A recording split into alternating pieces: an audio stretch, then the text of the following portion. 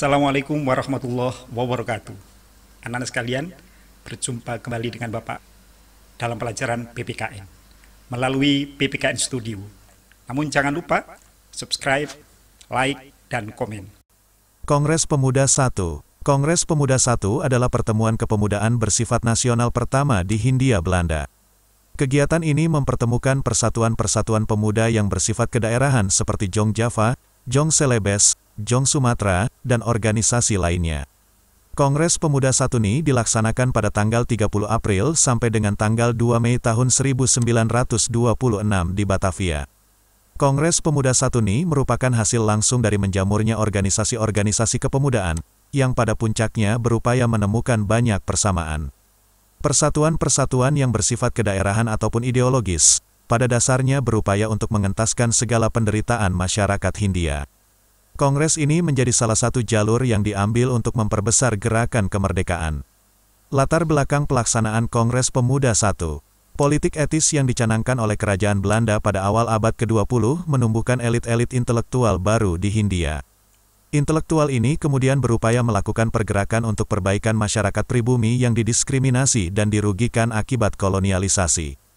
Organisasi pergerakan menjadi corong utama karena dapat menyatukan banyak orang atas dasar ide atau identitas kedaerahan tertentu.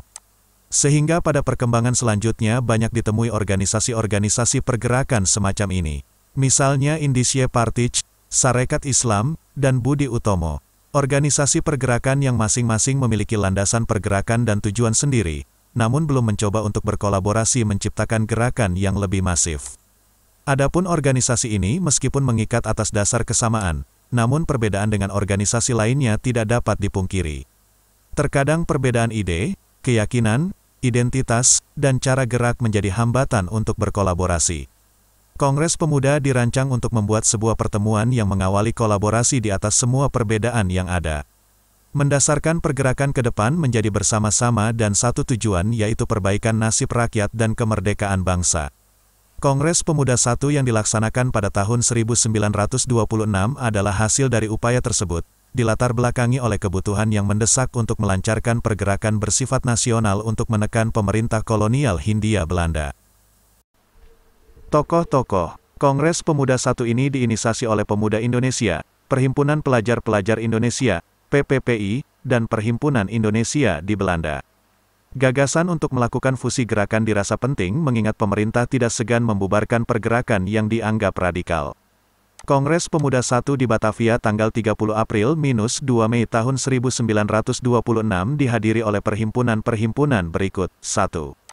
Jong Java 2, Jong Sumatranen Bon 3, Jong Ambon 4, Sekar Rukun 5, Jong Islamieten Bon 6, Studerenden Minahasar 7, Jong Bataks Bons 8. Pemuda Kaum Teosofi 9, Perhimpunan Pelajar-Pelajar Indonesia. Sementara ada beberapa tokoh-tokoh yang berperan penting dalam kegiatan ini. Beberapa di antaranya menyampaikan pidato dan gagasan mewakili perhimpunannya untuk direalisasikan dalam forum pergerakan yang tengah dirancang bersama dalam Kongres Pemuda 1, A. Muhammad Yamin. Muhammad Yamin merupakan seorang aktivis pemuda yang berasal dari Melayu, hadir mewakili Jong Sumatranen Bon. Adapun dalam forum ini ia menyampaikan bahwa di masa mendatang penting untuk memiliki bahasa dan kesusastraan Indonesia. Bahasa Melayu diharapkan dapat dianggap sebagai bahasa Indonesia di kemudian hari menggantikan bahasa Belanda. Gagasan ini dianggap sebagai upaya pertama menempatkan bahasa Melayu sebagai bahasa nasional Indonesia menggantikan Belanda. Meskipun di atas kertas ada banyak bahasa di Hindia, gagasan ini kemudian dapat diterima di forum-forum selanjutnya. B. Muhammad Tabrani. Muhammad Tabrani merupakan seorang wartawan yang hadir dalam Kongres Pemuda 1 mewakili Jong Java. Ia bertugas sebagai ketua panitia yang mengundang para peserta dan memimpin jalannya kegiatan. Seperti halnya Muhammad Yamin, ia menyetujui adanya bahasa Indonesia sebagai penguat bangsa secara nasional. Namun penggunaan bahasa Melayu dinilai kurang kuat secara dasar, karena Melayu dianggap bagian dari Indonesia. Negara Indonesia perlu memiliki bahasa Indonesia yang mengakar dari banyak bahasa yang ada. Hasil Kongres Pemuda 1. Hasil utama sekaligus yang terpenting dalam pelaksanaan Kongres Pemuda 1 ini adalah penerimaan tentang ide pergerakan nasional. Bahwa keberhasilan dari kepentingan-kepentingan yang diperjuangkan hanya akan terwujud melalui gerakan yang besar. Punggawa-punggawa organisasi harus menyepakati adanya cita-cita persatuan dan kemerdekaan Indonesia, konsep bangsa dan negara Indonesia, serta berbagai kegiatan kepemudaan di banyak bidang. Meski begitu, hasil dari Kongres Pemuda 1 ini cenderung samar-samar. Dikarenakan pertama kalinya terdapat forum seperti ini, masing-masing pihak berusaha keras untuk menemukan persamaan yang ada. Kemudian mengedepankannya menjadi inti perjuangan, mengesampingkan perbedaan-perbedaan yang menghambat pergerakan. Masih ada keraguan, perbedaan pemahaman, dan kurang pengertian satu sama lain. Hal ini sedikit banyak didasarkan oleh masih kuatnya kepentingan yang bersifat ideologis atau etnosentris. Selain itu juga dapat dikatakan sebagai hasil jangka panjang dari politik pecah belah Belanda, Divide et Impera. Dampak pelaksanaan Kongres Pemuda 1. Dampak Kongres Pemuda 1 secara umum adalah dimulainya kesadaran dalam pergerakan bersifat nasional.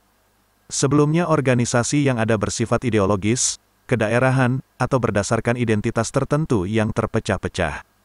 Sikap pemerintah kolonial yang keras terhadap pergerakan radikal akan selalu berhasil memadamkan pergerakan.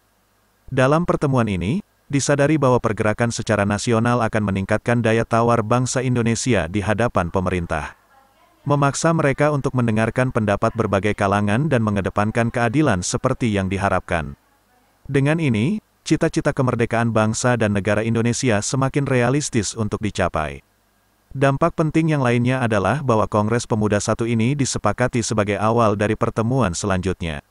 Kongres Pemuda 1 yang dilaksanakan pada tahun 1928 kemudian menjadi titik balik yang lebih kuat dalam perumusan identitas bangsa Indonesia sebagai sebuah pergerakan menuju kemerdekaan. Kesepakatan ini dilakukan untuk menindaklanjuti hasil-hasil dari Kongres Pemuda 1 yang masih samar dan perlu diterjemahkan dalam putusan atau kegiatan tertentu. Kontributor, Noval Aditya, SHAM, alumni sejarah FIB UI. Nah, anak sekalian, itulah materi kita hari ini. Mudah-mudahan kalian bisa memahaminya dengan baik. Jika kalian masih belum bisa memahami dengan baik, maka kalian bisa buka kembali video ini di YouTube Bapak, yaitu di PPKN Studio. Atau kalian kembali ke Google Classroom untuk membuka materi dengan lengkap. Terima kasih atas perhatiannya. Assalamualaikum dan salam sejahtera.